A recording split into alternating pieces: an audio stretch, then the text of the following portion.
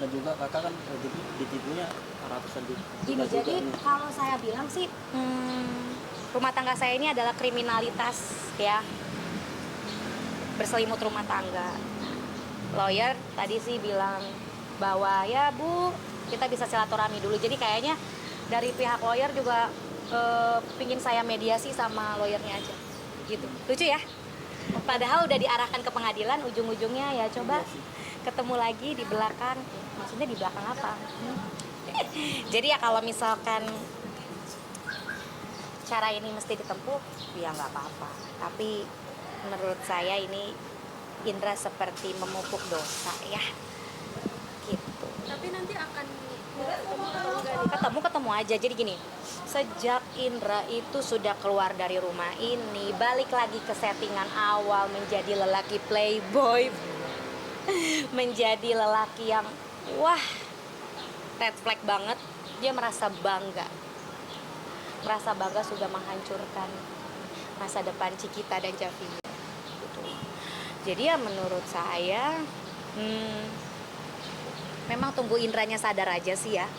Ini terkait waktu ya, harapan aku gitu. Dan kalau bisa keluarga-keluarga Indra yang sudah tidak koneksi sama Indra, koneksi lah gitu. Ini orangnya hilang arah ya, mau cari titik hitam saya bingung, mau menceraikan juga bingung. Berarti kan sebagai istri saya memenuhi standar wanita syariah pada umumnya, bukan?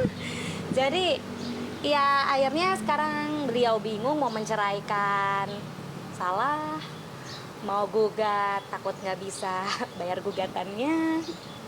Jadi ya teman-teman bisa menilai sendiri. Tapi mungkin untuk update terbaru tentang laporan di Polres seperti apa? Tidak ada Mbak, tidak ada laporan progres apa-apa.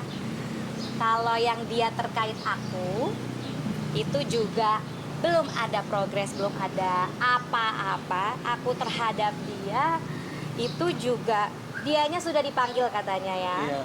Ya udah, kita tinggal tunggu kabar kepolisian aja. Itu sih update terbarunya. Terus apalagi update terbarunya ya, paling aku akan menghadiri undangan KPR dari bank ya. Harusnya debitur datang, tapi aku udah ACC sih, aku yang akan datang. Pak, mungkin tadi kan kakak sempat singgung ada handover apa namanya, ya, mungkin pemilikan rumah tuh. Ya. Emang dari awal aset segala macam, bisnis segala macam atas nama beliau atau atas nama Cikita sih? Kalau KPR kan masih bersama ya kan, jadi hutang dan perolehan itu masih bagi dua, itu yang adil seadil-adilnya. Tapi masalahnya ini orang kagak adil gitu. Kalau misalnya dia kan beberapa kali ada juga ya bicara di media ya, ini aku mengcounter ya. Gara-gara saya katanya penghasilannya berhenti, berkurang. Sebelum kabar ini terkuak di media memang penghasilannya sudah bermasalah. Tapi saya juga mengcounter kata pengacaranya, kalau suami sedang dalam keadaan tidak baik, istri sukarela membantu, saya bantu kok. Karena saya seorang pembisnis, jadi saya ini kayak brand handphone connecting people gitu. Jadi kalau ditanya Cikita kerja apa, ya kalau pengusaha semua diusahakan walaupun bukan bidangnya. Justru kita mencari mana yang berpeluang untuk dijadikan bisnis, tapi bisnis yang benar, bukan seperti saya dengan suami. Ini rumah tangga kok mau dijadiin bisnis sama dia gitu, kayak kemarin. Saya kan sempat bilang kalau Anda memang tidak mampu untuk melunasi, ya udah kita perjanjian jual beli yang dihadapkan di depan notaris. Jadi kan saya akan membayar sejumlah kompensasi kepada beliau ya terkait dengan rumah yang dibeli bersama. Tapi kenyataannya di tengah jalan, karena penghasilan dia tidak tetap, kadang ada, kadang nggak ada, istri jadi membayar cicilannya. Bahkan renovasinya juga saya, gitu loh. Nah, yang dia ingin adalah rumah itu dijual tapi dibagi dua. Menurut saya, untuk kondisi saat ini untuk menjual rumah itu tidaklah gampang, Indra Aditya Rahim.